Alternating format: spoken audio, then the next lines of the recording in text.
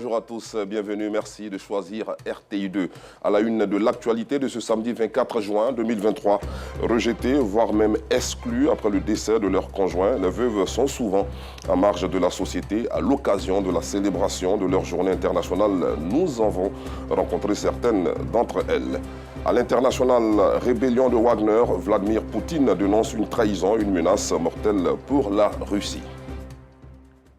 Voici pour le sommaire. Comme chaque 23 juin, hier vendredi a été célébrée la journée internationale des veuves. Selon l'ONU Femmes, elles sont plus de 380 000 en Côte d'Ivoire. Après le décès de leur mari, leur vie bascule. Certaines sont dans une extrême pauvreté avec des enfants à leur charge. D'autres sont souvent privées de leurs revenus et ne parviennent plus à nourrir leurs mômes. Ces veuves ont besoin d'aide et elles l'ont signifié à notre reporter Clarisse Kanyala qui a échangé avec certaines d'entre elles dans la commune d'Abobo. Suivons son reportage commenté par Clément Boko. Abobo, quartier Sagbé. Saran, âgé de 58 ans, a été abandonné par sa belle famille après le décès de son époux il y a plus de 22 ans. Depuis la disparition de son conjoint, la vie de Saran n'a pas été la même. Après la mort de mon mari, je n'arrivais pas à payer la maison. Donc mes parents m'ont dit de m'approcher, ma maman m'a dit de m'approcher d'elle. Puisque j'ai les enfants qui ne sont pas âgés. Donc je suis venue à côté de maman.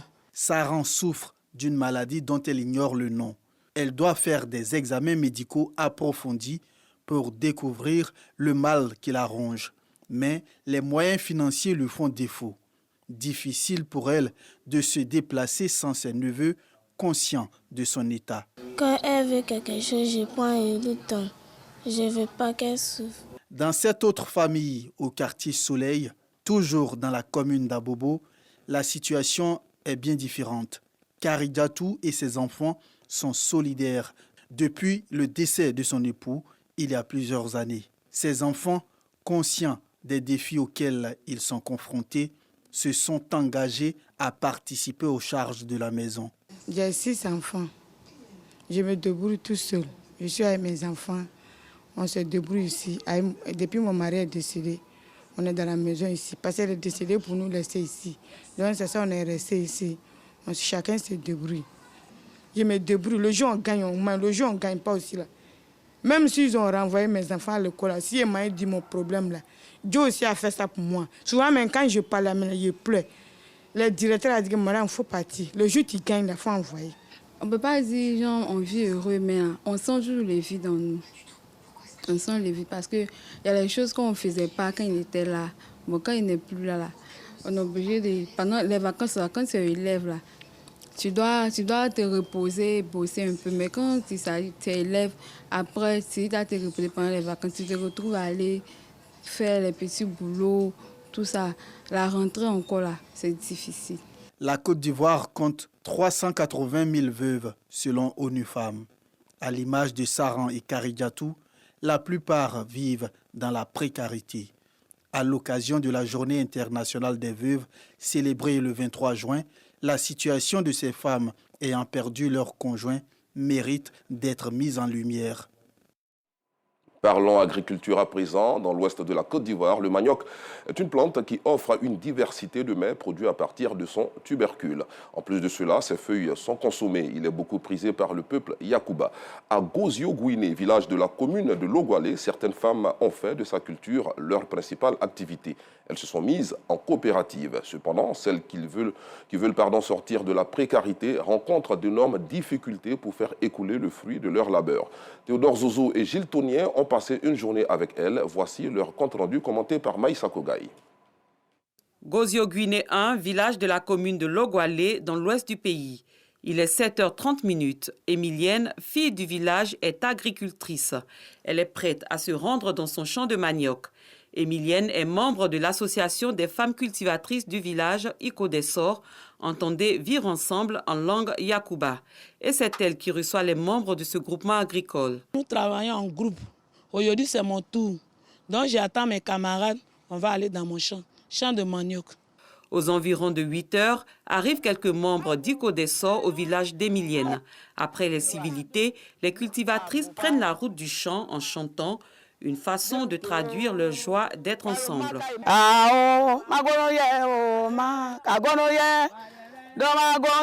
Une fois dans la plantation de manioc, ces femmes s'en prennent aux mauvaises herbes et arbustes. Un véritable combat. Ces intrus sont ôtés à coups de machette ou de houe. Les jeunes plantes recouvrent leur liberté sous l'action de cette gente féminine, toujours galvanisée par la chanson. Nous sommes au nombre de 30 femmes. Mais on s'est mis à l'association pour ne pas qu'on demande la main aux gens. Il faut que nous-mêmes, on cherche notre argent pour pouvoir nous occuper de nos enfants et aider nos maris. On fait à qui avait ça aussi, on fait placari et ce qu'on appelle solution là. C'est placari qu'on appelle solution. C'est ça qui nous aide beaucoup même. Un groupe, ça donne le courage de travailler. Donc avec le groupe, on travaille en harmonie et puis ça nous donne vraiment la joie. Moi, ça me donne la joie. Ça fait qu'on a le courage de travailler. Ça me permet d'agrandir mon champ. Puis si je suis seul, je ne peux pas faire tout ce que j'ai fait là. Un travail pénible avec beaucoup de difficultés liées à l'écoulement des fruits de leur dur labeur. Souvent, tu envoies 2 sacs au marché. S'il n'y a pas preneur, souvent, ils ont acheté pour 1000 francs. Le reste là, tu vas te retourner à ça au village. Quand tu viens, tu vas faire comment? Ça se gâte dans ta main. Donc, si on a une usine ici, on sera à l'aise et puis heureuse. C'est la pause après 2 heures de nettoyage. Les travailleuses font un tour dans le second champ d'Emilienne où le manioc est en maturité pour avoir la provision du jour. Les feuilles de manioc et les tubercules sont consommés. Quant à la tige, elle est encore plus précieuse. Je viens de déterrer manioc. Comme la tige, quand on plante, ça pousse, donc j'ai recoupé pour planter la tige pour que l'année prochaine, on puisse avoir du manioc à manger et vendre aussi. Cap est mis sur le village. L'arrivée est encore joyeuse. Cette étape passée, certaines s'occupent de la préparation du dîner et d'autres du placali nommé ici à Gozio-Guinée et dans toute la commune de Logwalé Solution. Une partie de leur récolte est vendue et transformée en atiké, vendu sur le marché local. On fait le placali, on vend seulement, ça se limite au niveau d'ici quoi. Le marché, c'est pas trop ça, mais on fait avec. Notre souhait est que l'État se tourne vers nous, en tout cas pour valoriser notre manioc. Les difficultés sont les mêmes dans toutes les localités de la commune, ce qui oblige la présidente de l'association Icodessor de Gozio-Guinée à se rendre au domicile du maire de Logwalé. Leur préoccupation est en voie d'être résolue par le premier magistrat de cette localité. Il y a eu une importante subvention qui a été allouée aux femmes pour faire une ferme avicole, des productions de bananes, d'huile de palme, etc. Mais aujourd'hui, nous avons voulu transformer les produits vivriers, apporter une certaine plus-value à la culture vivrière dans notre commune de Logwalé par la construction d'une usine de manioc qui est en cours. C'est un projet qui me tient particulièrement à cœur. Le manioc est une plante originaire d'Amérique, précisément du sud-ouest du bassin amazonien. Riche en glucides, en amidon et en fibres alimentaires, il représente un réel avantage pour la santé selon les nutritionnistes. Sa production en grande quantité peut booster le développement de Logwalé et sortir les femmes rurales de cette localité de la précarité. Restons à l'intérieur du pays pour dire que le village de Ngbankassé, dans la sous-préfecture de Raviar, a un collège de proximité depuis la rentrée scolaire 2022-2023. Cet établissement secondaire vient mettre fin aux difficultés des parents d'élèves qui n'arrivaient plus à suivre l'éducation de leurs enfants pour encourager les apprenants à réaliser de meilleurs résultats. Les plus méritants de la première promotion ont été distingués récemment en présence de Soro Corona.